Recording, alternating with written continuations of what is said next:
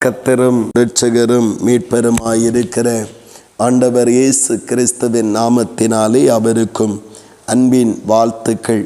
தேவத்தாவே ஒவ்வொருவரையும் இன்னும் அதிகமாய் ஆசீர்வதித்து காத்து நடத்துவாராக. இந்த நாளுக்குரிய தியான வசனம் சங்கீதம் 15வது சங்கீதம் அதனுடைய 1வது வசனம். கர்த்தாவே, யார் உம்முடைய கூடாரத்தில் தங்குவான் என்று ஒரு கேள்வி அங்கே கேட்கப்படுவதை நாம் காண முடிகிறது. ஆண்டவருடைய கூடாரத்தில் ஆண்டவருடைய நாமத்தை மகிமைப்படுத்தவும், ஆண்டவருடைய நாமத்தை உயர்த்தி தொழுது கொள்ளவும் ஆராதிக்கவும் யார் தங்க முடியும் அப்படி என்று சொல்லுகிற ஒரு ஆராய்ச்சி அங்கே நடக்கிறது.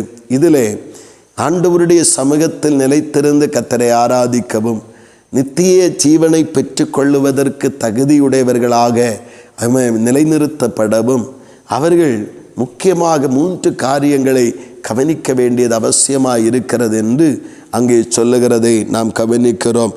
அதில் சொல்லுகிறார், உத்தமனாய் நடக்க வேண்டும். 2வதாக நீதியினால் நிறைந்திருக்க வேண்டும்.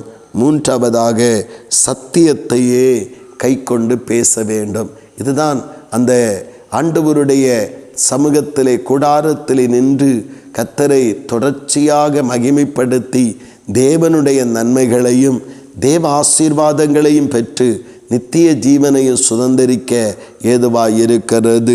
உத்தமனாய் நடக்க வேண்டும். அது மட்டுமல்ல, அது நீதியினால் நிறைந்திருக்க வேண்டும். சத்தியத்தை அறிந்து சத்தியத்தையே பேச வேண்டும். இவைகளை நாம் செய்கிற பொழுது தேவனாகிய கர்த்தருடைய இரக்கத்தினாலே தேவாலயத்தில் தேவ சமூகத்தில் தேவனுடைய கூடாரத்தில் நிலைத்திருப்பது மாத்திரமல்ல, தேவராஜ்யத்தின் மகிமைக்காகவும் தகுதியாக்கப்பட்டவர்களாய் நாம் மாறிவிடுகிறோம். ஆம் பிரியமானவர்களே, இந்த நாளிலே இந்த 3 விதமான தன்மைகளும் குணங்களும் ஒருவரிடத்தில் இல்லாமல் போகும் என்றால் அவர்கள் தேவனுடைய கூடாரத்தில் நிலை நிற்க முடியாதவர்களாய் மாறிவிடுகிறார்கள்.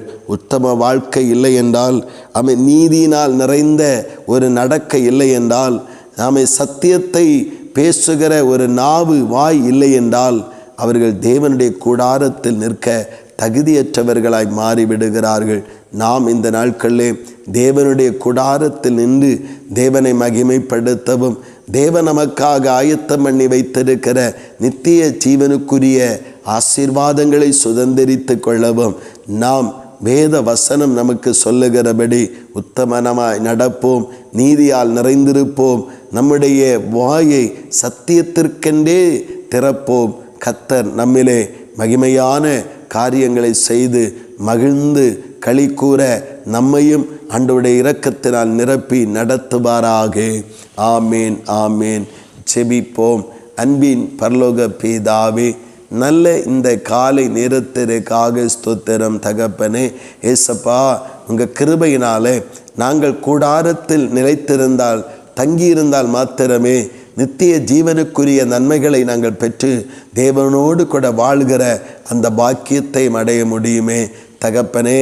அந்த உம்முடைய கூடாரத்தில் நாங்கள் தங்கி நிலைத்திருக்க வேண்டுமென்றால் 3 விதமான குணங்கள் தேவையாயிருக்கிறதே.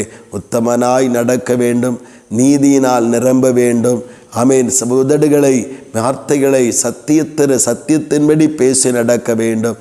அப்பொழுது ஆண்டவரே, இந்த உலகத்தில் பாதுகாக்கப்பது மட்டுமல்ல, கர்த்தருடைய ஆலயத்தில் தங்கி ஆராதனை செய்ய தாமை வைப்பது மட்டுமல்ல, நித்திய ஜீவனை சுதந்திரிக்க கர்த்தர் நடத்தி செல்லுகிறதற்காய் ஸ்தோத்திரம். நாங்கள் நித்திய ஜீவனோடு கூடிய தேவ நன்மைகளையும் ஆசீர்வாதங்களையும் பூமியிலே கண்டடைய கர்த்தர் எங்களை நடத்தி செல்லும், கர்த்தர் என்னை நடத்தி செல்லும். அப்படியே செய்கிறபடியாய் ஸ்தோத்திரம், அப்படியே நடத்துகிறபடியாய் ஸ்தோத்திரம். இயேசு கிறிஸ்துவின் மூலம் செபிக்கிறோம் ஜீவனுள்ள நல்ல பிதாவே. ஆமேன், ஆமேன்.